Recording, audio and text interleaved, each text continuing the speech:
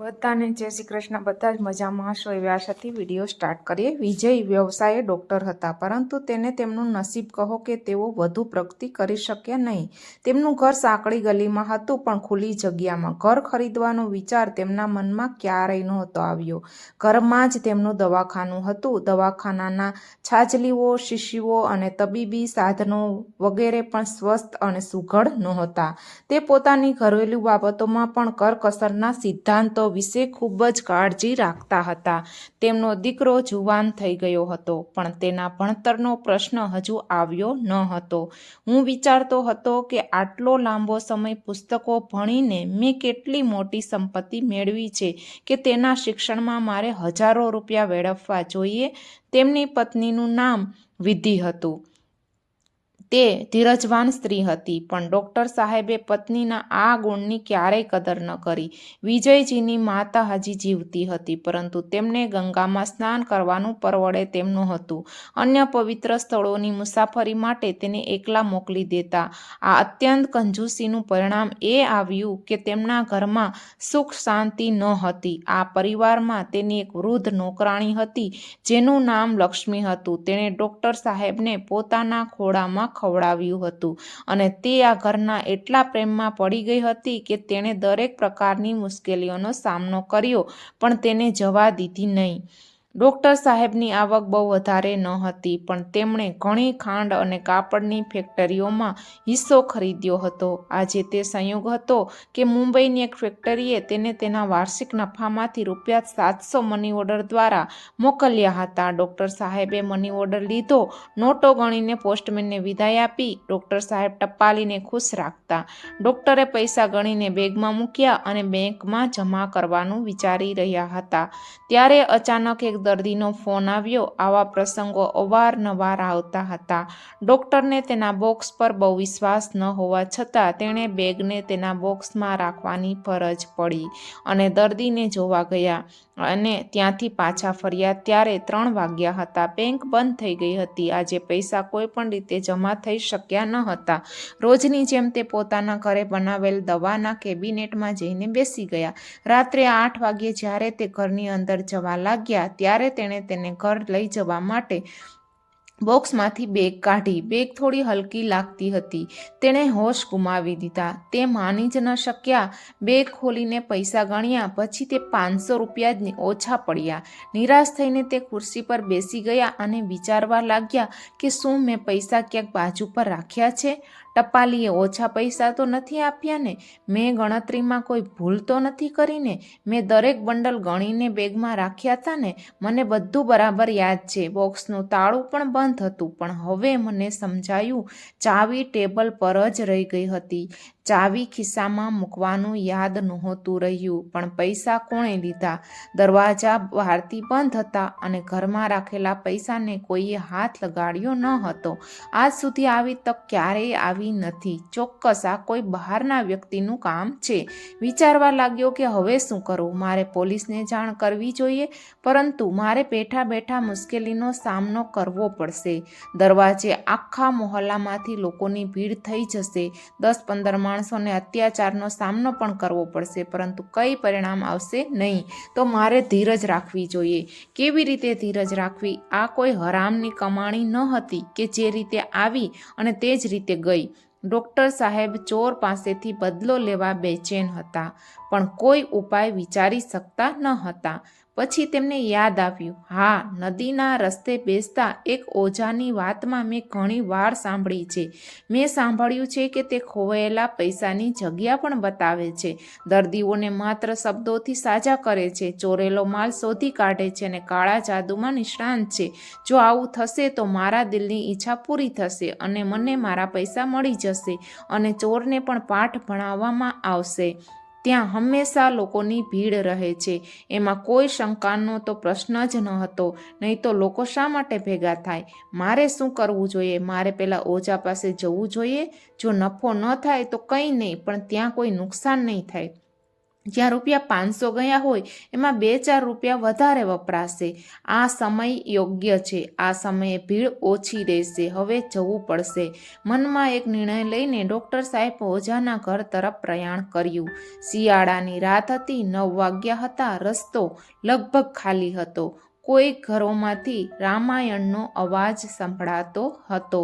થોડી વાર પછી સંપૂર્ણ શાંતિ છવાઈ ગઈ. રસ્તાની બંને બાજુ લીલાછમ ખેતરો હતા.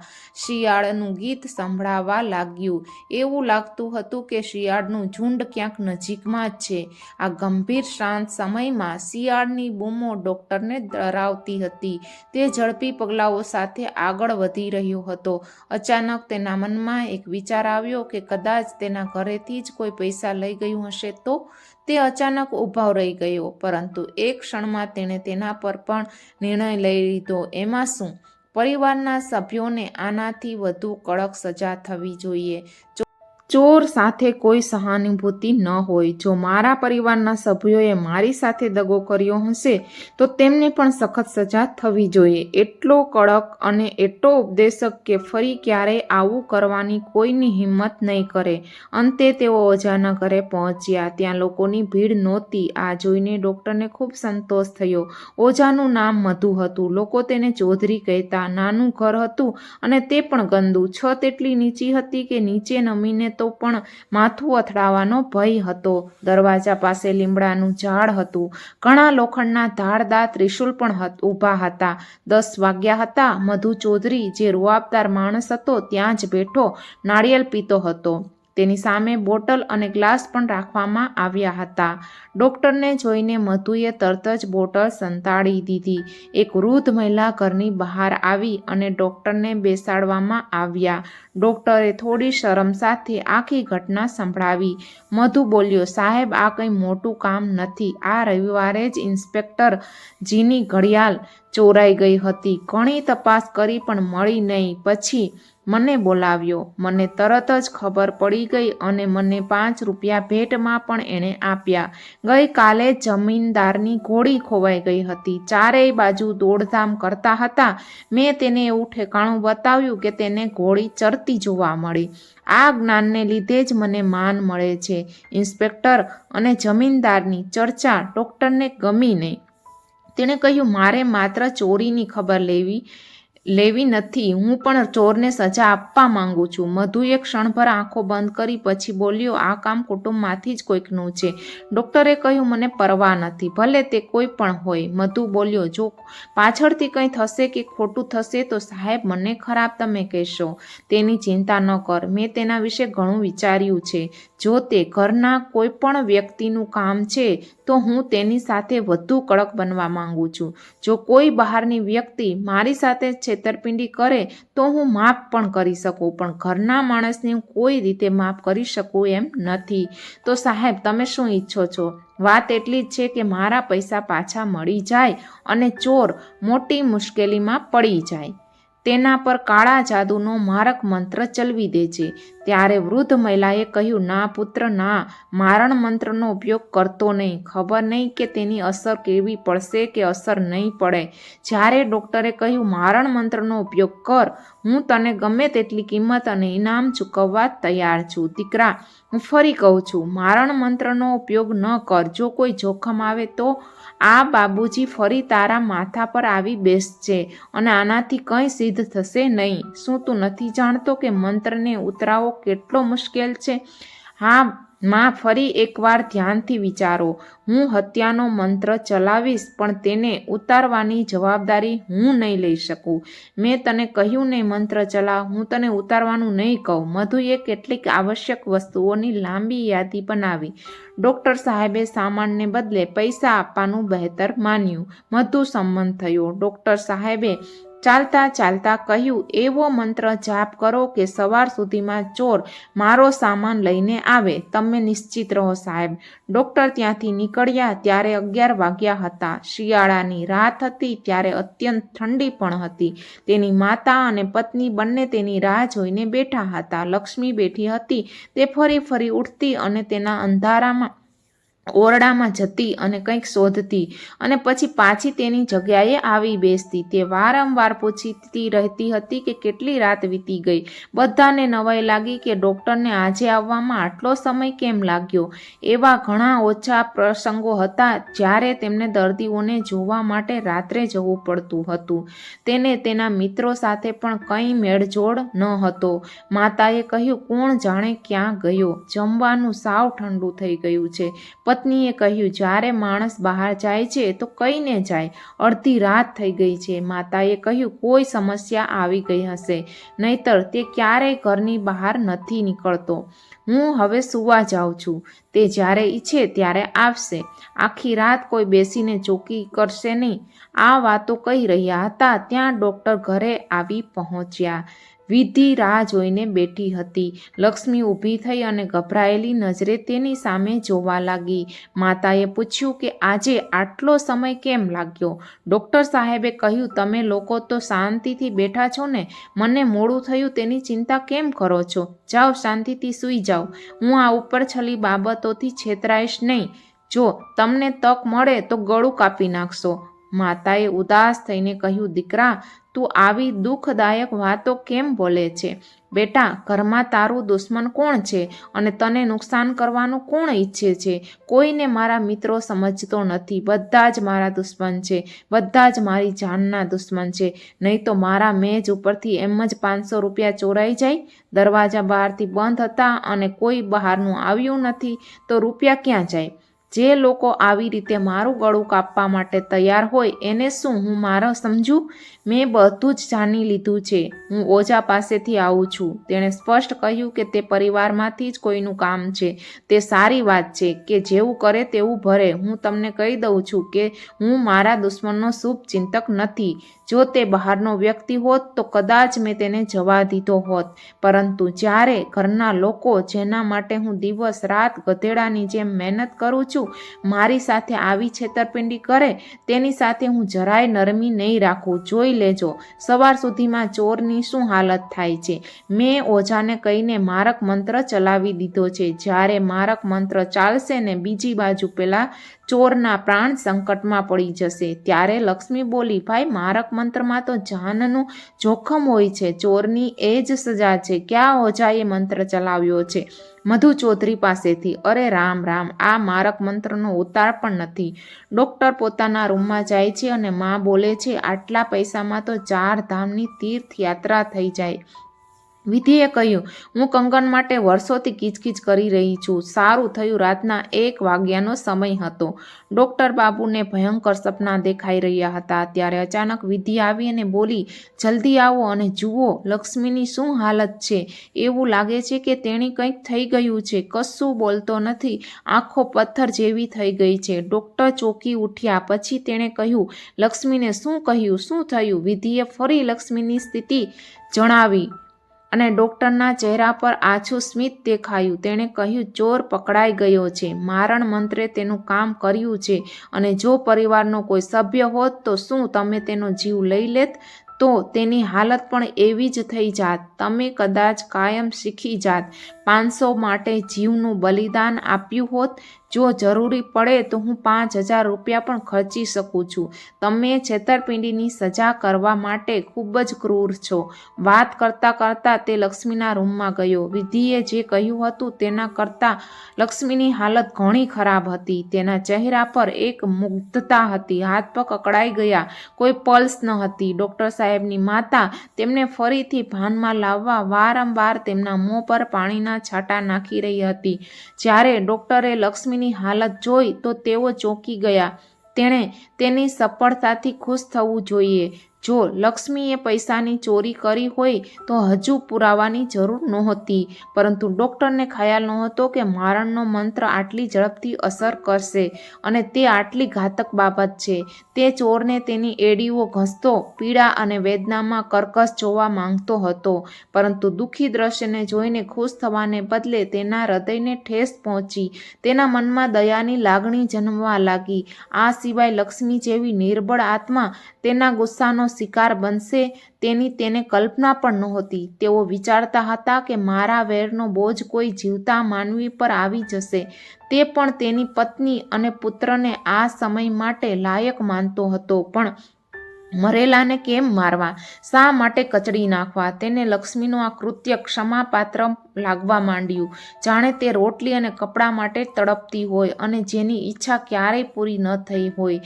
તો તેના ઈરાદાઓ બગડી જાય તો નવાઈ શું? તે જ ક્ષણે તે હોશમાં લાવવા માટે દવાખાનામાં ગયો. બધી સારી દવાઓ ભેળવીને નવી દવા બનાવી અને તે લક્ષ્મીના ગળામાં મૂકી, પણ તેનો કોઈ ફાયદો ન થયો. લક્ષ્મીને ભાનમાં લાવવાના ઘણા પ્રયાસો કરવામાં આવ્યા. થોડી વાર પછી લક્ષ્મીની આંખ ખુલી. તેણે ભયભીત નજરે ડૉક્ટર સામે જોયું અને અસ્વસ્થ સ્વરે કહ્યું, હે રામ, હૃદય ફૂલી જાય છે. તમે તમારા પૈસા લઈ લો. ત્યાં એક પોટ છે, તેમાં રાખ્યા છે. મને અંગારાથી બાળશો નહીં. મેં તીર્થયાત્રા પર જવા માટે પૈસાની ચોરી કરી હતી. તને દયા નથી આવતી? મુઠ્ઠીભર રૂપિયા માટે મને આગમાં સળગાવી રહ્યો છો. મેં તારા વિશે એવું નહોતું વિચાર્યું. હાય રામ! આટલું કહીને વૃદ્ધ સ્ત્રી ફરી બેહોશ થઈ જાય છે અને નાડી બંધ થઈ જાય છે. હોઠ વાદળી થઈ ગયા છે.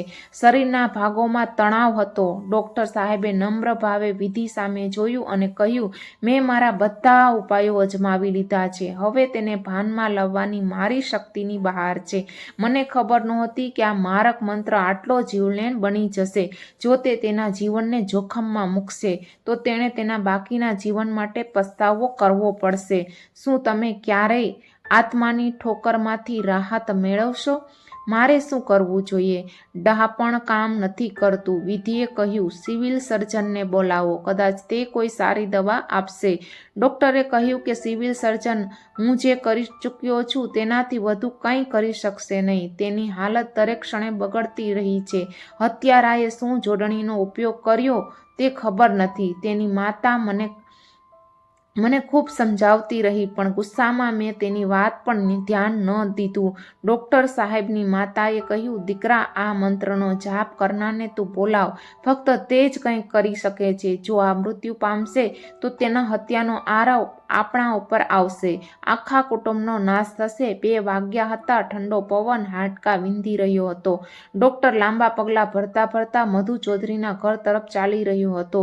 મેં તે રિક્ષા કે ટાંગા શોધવા માટે અહીં ત્યાં વ્યર્થ તેણે જોયું. તેમને એવું લાગતું હતું કે મધુનું ઘર તો ઘણું દૂર હતું. ઘણી વખત મને એવું થતું હતું કે શું હું મારો રસ્તો ભૂલી ગયો છું? મારે કોઈને પૂછવું જોઈએ. ખબર નથી કે તે દુષ્ટ વ્યક્તિ આ સમયે મળશે કે નહીં. દારૂ પીધા પછી નશો કર્યો હોવો જોઈએ તેણે. ઘણી વાર તે અહીં ને ત્યાં ભટકતો રહે છે, પરંતુ મારી આંતરિક પ્રેરણાએ મને સીધા માર્ગથી ભટકી જવા દીધો નથી. પછી તેણે મધુનું ઘર જોયું. ડૉક્ટર વિજયજીના જીવમાં જીવ આવ્યો. મધુના દરવાજે અંદરથી કૂતરાનો અવાજ જોરથી સંભળાતો હતો, પણ માણસના કોઈ શબ્દો સંભળાતા નહોતા. પછી જોરથી દરવાજો ખખડાવ્યો. કૂતરો વધુ જોરથી ભસવા લાગ્યો. વૃદ્ધની ઊંઘ ઉડી ગઈ. બોલી, કોણ છે જે આટલી બધી રાતે આવ્યું છે? તોડી નાખશે. હું તે છું જે થોડા સમય પહેલા તમારી પાસે આવ્યો હતો. વૃદ્ધે અવાજ ઓળખ્યો. એ સમજી ગઈ કે ડૉક્ટર સાહેબ એમના ઘરે આવ્યા છે અને ચોક્કસ કોઈ આપત્તિ છે, નહીં તો આટલી રાતે શા માટે આવે? મેં ઘણું સમજાવ્યું હતું, પણ સંમત તે થયા નહોતા. ઉઠીને ફાનસ સળગાવી બહાર આવી. ડૉક્ટર સાહેબે પૂછ્યું, મધુ ચૌધરી સૂઈ રહ્યા છો? તેમને જગાડો. બુધિયાએ કહ્યું, ના બાબુજી, હું આ સમયે તેને કાચી ઊંઘમાંથી ના જગાડી શકું. રાત્રે પણ લાડ સાહેબ ઉઠતા નથી. ડૉક્ટરે આખી ઘટના થોડાક શબ્દોમાં કહી અને મધુને જગાડવા માટે ખૂબ જ નમ્રતાથી કહ્યું. આ રીતે મધુ પોતાની મેળે બહાર આવ્યો અને આંખો મીચીને બોલ્યો, બાબુજી, શું હુકમ છે? વૃદ્ધ મહિલાએ ચીડાઈને કહ્યું કે આજે તારી ઊંઘ કેવી રીતે ખુલી? જો હું જગાડવા આવી હોત તો તે મને મારી હોત. ડૉક્ટરે કહ્યું, મેં આખી વાત વૃદ્ધાને કહી દીધી છે. તેને જ પૂછી લો. વૃદ્ધા બોલી, તે કાળા જાદુનો ઘોર મંત્ર ચલાવ્યો હતો. રૂપિયા તેના ઘરની નોકરાણીએ લઈ લીધા છે. ડૉક્ટરે કહ્યું કે બિચારી મરી જશે. એવો ઉપાય કર કે તેનો જીવ બચી જાય. આ સાંભળીને મધુ બોલ્યો કે મારક મંત્રને ફેરવવો સરળ નથી. વૃદ્ધ મહિલાએ પણ કહ્યું, દીકરા, જીવનું જોખમ છે. જો તને ખબર ન હોય તો તારો જીવ બચાવવો મુશ્કેલ બનશે. ડૉક્ટરે કહ્યું કે હવે તેનો જીવ બચી જશે. આટલો ધર્મ કરો. વૃદ્ધ મહિલા બોલી, બીજાનો જીવ બચાવવા માટે કોણ પોતાનો જીવ આપત્તિમાં મૂકી શકે? તું દિવસ રાત આ જ કામ કરે છે. તને બધા જ નુસ્ખા ખબર હશે. તું મારી પણ શકે છે અને બચાવી પણ શકે છે. મને આ વાતમાં બિલકુલ વિશ્વાસ નહોતો, પણ હું તારી કમાલ જોઈને દંગ રહી ગયો છું. તારા હાથે ઘણા માણસોનું સારું પણ થયું હશે. આ ગરીબ વૃદ્ધા પર દયા કર. મધુને થોડો પરસેવો પડ્યો, પરંતુ તેની માતા તેના કરતાં ઘણી હોશિયાર હતી. ડર હતો કે પ્રામાણિકતામાં નરમ પડીને મામલો બગડી ના જાય. તેણે મધુને બોલાવવાની તક ન આપી. બોલી, આ બધું સારું છે, પણ અમારે પણ બાળકો છે. ખબર નહીં અમે કેવા પ્રકારની આફતમાં પડી જઈએ. મધુ પણ બોલ્યો, હા બાબુજી, કામ મોટા જોખમનું છે. ડૉક્ટરે કહ્યું કે હું આવા જોખમના કામ મફતમાં નહીં કરાવું. વૃદ્ધ મહિલા બોલી, તમે આપશો તો 50-100 રૂપિયા આપશો. સાપના બિલમાં હાથ નાખવું જેવું તે કામ છે. માતા, હું બહારનો નથી. તમે જે ઈચ્છો તે કહો. મારે તો બસ એ ગરીબનો જીવ બચાવવાનો છે. હવે મોડું થઈ રહ્યું છે. ત્યાં ખબર નથી કે તેનું શું થતું હશે. વૃદ્ધ મહિલાએ કહ્યું, મોડું તો તમે કરો છો. જો તમે ખાતરી કરો તો તે તમારી સાથે આવશે. ડૉક્ટર સાહેબ એક ક્ષણ 1 વર્ષ જેવા લાગતા હતા. તે મધુને આ સમયે તેની સાથે લઈ જવા માંગતો હતો કે વૃદ્ધ મહિલા મરી ન જાય. તે સમયે તેની આંખોમાં પૈસાની કોઈ જ કિંમત ન હતી. એક જ ચિંતા હતી કે લક્ષ્મી મૃત્યુમાંથી બહાર નીકળી જાય. તેઓએ કહ્યું, મને કહો. વૃદ્ધ મહિલા બોલી, સારું, 500 રૂપિયા આપી દેજો એટલે કામ થઈ જશે. મધુએ આશ્ચર્યથી તેની માતા તરફ જોયું અને ડૉક્ટરે નિરાશ થઈને એટલું કહ્યું કે આટલા રૂપિયા મારાથી ના થઈ શકે. એમ લાગે છે કે તેના ભાગ્યમાં મરવાનું જ લખાયેલું છે. તો તે વૃદ્ધ સ્ત્રી બોલી, તો જવા દો, જાઓ અને સૂઈ જાઓ. ડૉક્ટરે કહ્યું, માતા, આટલી નિર્દય ન બન. માણસ માણસને કામ આવે છે. ત્યારે મધુ બોલ્યો, નહીં બાબુજી, હું દરેક રીતે તમારું કામ કરવા તૈયાર છું. થોડા ઓછા પૈસા આપશો તો પણ આવીશ. ત્યારે વૃદ્ધ મહિલાએ કહ્યું, તું જઈને કેમ સૂતો નથી? સુવા જા. તેને રૂપિયા પ્રત્યે પ્રેમ છે, તને તારા જીવ પ્રત્યે પ્રેમ નથી? ડૉક્ટર સાહેબે અચકાતા 250 રૂપિયા બોલ્યા. મધુ સહમત થયો. મામલો ફાઇનલ થયો. ડૉક્ટર સાહેબ તેને પોતાની સાથે લઈને ઘર તરફ ચાલ્યા. આવી રકમ ક્યારેય મળી તેને નહોતી. બંને ઘર તરફ ચાલ્યા. ડૉક્ટર સાહેબે મધુને ઝડપથી ચાલવાનું કહેતા હતા. તે ઘરે પહોંચ્યો ત્યારે લક્ષ્મી તેના અંતિમ શ્વાસ પર હતી. તેની માતા અને પત્ની બંને આંસુથી નિરાશ થઈ ગયા હતા. મધુએ બંનેને ખૂબ નમ્રતાથી જોયા. ડૉક્ટર આંસુ રોકી શક્યા નહીં. એણે લક્ષ્મી તરફ પ્રણામ કર્યા ત્યારે એના સુકાઈ ગયેલા પીળા ચહેરા પર આંસુના 2 ટીપાં ટપક્યા. આ સ્થિતિ જોઈને મધુ સાવધાન થઈ ગયો. લક્ષ્મીના શરીર પર હાથ રાખીને કહ્યું કે મારાથી કંઈ થઈ શકે એમ નથી. તે મરી રહી છે. ડૉક્ટર સાહેબે આજીજી કરતા કહ્યું કે ના ચૌધરી, ભગવાનના નામે તમારો મંત્ર ચલાવો. જો તેનો જીવ બચી જશે તો હું કાયમ તમારો ગુલામ બની રહીશ. મધુ બોલ્યો, તું જાણી જોઈને મને ઝેર ખાવા બોલાવે છે. મને ખબર ન હતી કે કાળા જાદુના દેવતાઓ આ સમયે આટલા ગરમ હશે. તેઓ મને કહે છે કે જો તે મારો શિકાર છીનવી લીધો તો હું તને મારો શિકાર બનાવી લઈશ. ડૉક્ટરે કહ્યું, કોઈ પણ રીતે દેવતાને મનાવી લે. મનાવવું ખૂબ જ મુશ્કેલ છે. જો તમે રૂપિયા 500 આપો તો તેનો જીવ બચી જાય છે. ઉતારવા માટે મારે મોટા પ્રયત્નો કરવા પડશે. જો હું રૂપિયા 500 આપું તો શું તે તેનો જીવ બચાવશે? હા, બરાબર, શરત સાથે. ડૉક્ટર સાહેબે ઝડપથી વીજળીની જેમ પકડીને તેમના રૂમમાંથી રૂપિયા 500ની થેલી લાવી મધુની સામે મૂકી દીધી. મધુએ વિજયની દ્રષ્ટિએ થેલી જોઈ, પછી લક્ષ્મીનું માથું તેના ખોળામાં મૂકીને તેના પર હાથ ફેરવ્યો. કેટલાક મંત્રો શરૂ કર્યા. એક જ ક્ષણમાં તેનું રૂપ ડરામણું બની ગયું. જ્વાળાઓ બહાર આવવા લાગી. વારંવાર અંગડાઈ લેવા માંડી. આ કિસ્સામાં તેણે એક અપ્રિય ગીત શરૂ કર્યું, પણ હાથ લક્ષ્મીના માથા પર હતો. અંતે લગભગ અડધા કલાક પછી લક્ષ્મીએ તેની આંખો ખોલી. જાણે બુઝાયેલા દીવાને તેલ મળ્યું હોય. ધીરે ધીરે હવે તેની તબિયત સુધરી રહી હતી. બીજી બાજુ સવારનું પહેલું કિરણ નીકળ્યું અને લક્ષ્મી ધીરે ધીરે બેઠી થઈ. 7 વાગ્યા હતા ત્યારે લક્ષ્મી ફરી મીઠી મીઠી એક નીંદરમાં સૂઈ ગઈ હતી. તેમની હાલત હવે સ્વસ્થ દેખાતી હતી. મધુ રૂપિયાની થેલી લઈને ચાલ્યો ગયો. ડૉક્ટર સાહેબની માતાએ કહ્યું કે 500 રૂપિયા મારીને લેતો ગયો. તેમ કેમ નથી કહેતી કે મરેલ માણસ જીવિત થયો?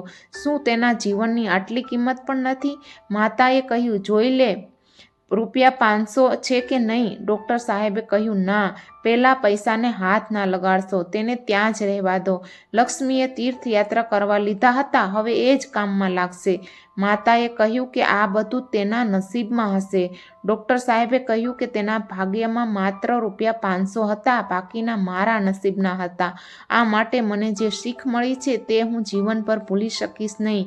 તમે હવે મને કોઈ અગત્યના કામમાં મુઠ્ઠી બંધ કરતો જોશો નહીં.